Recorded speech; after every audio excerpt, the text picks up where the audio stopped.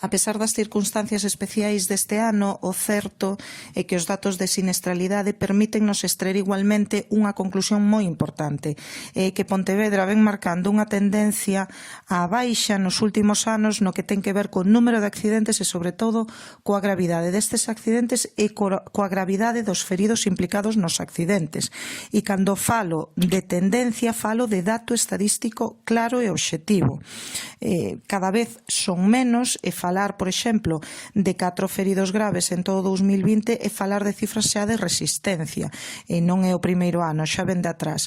Ou falar, por exemplo, de que hai 12 accidentes con bicicleta e que non hai ningún ferido grave é falar de unha cidade segura, igual que falar dunha cidade segura de que o 94% dos feridos en accidentes son feridos leves. E iso é polo que vimos traballando durante estes últimos anos e seguimos facendo, tanto coas intervencións no espazo público como na mobilidade ou no propio traballo policial.